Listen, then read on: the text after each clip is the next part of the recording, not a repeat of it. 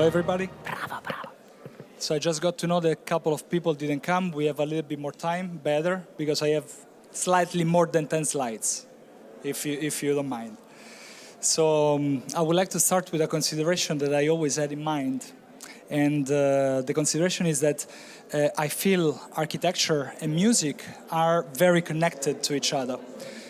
I'm saying that not only because of a good quote that says that architecture is just frozen music. It is because I think we are entangled and connected as creators, architects and musicians.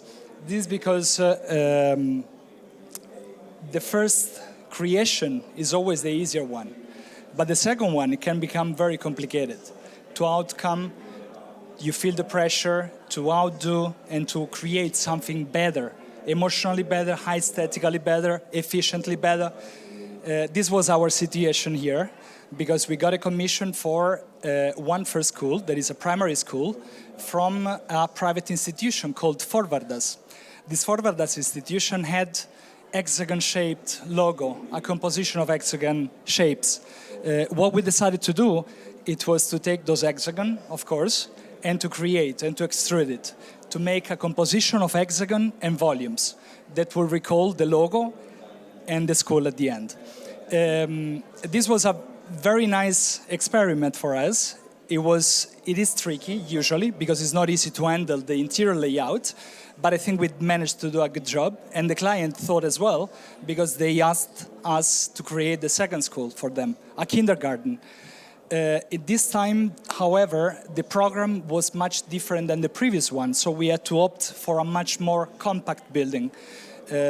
Even though we wanted to connect the two buildings visually, so at first, our first idea was a composition of, again, to reiterate those hexagons.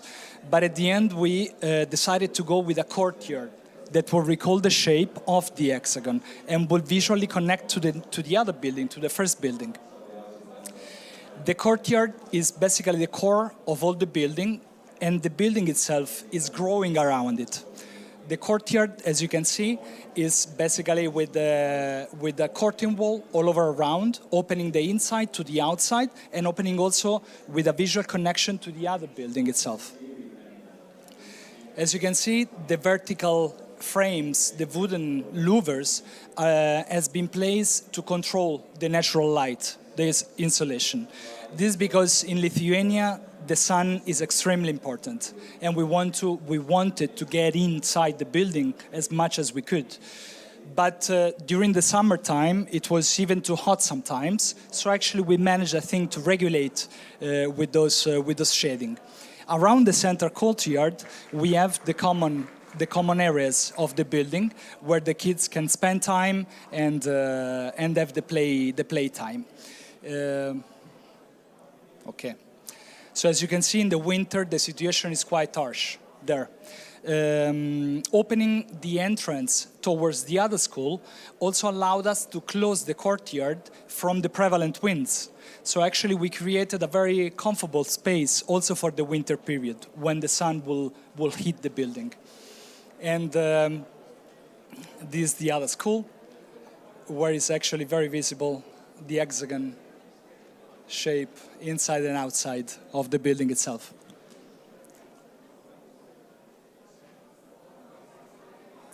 So the building, as you can see, it is fully built out of wood, and the typical shape of the roof is achieved by wooden truss beams, a lot of them.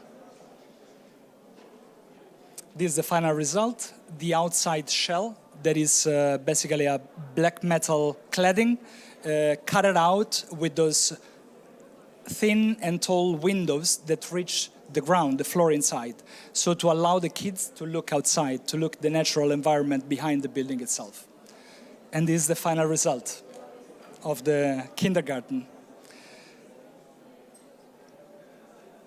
I'm Filippo Rasti, leading architect for kindergarten and partner architect in NG Architects. Thank you very much.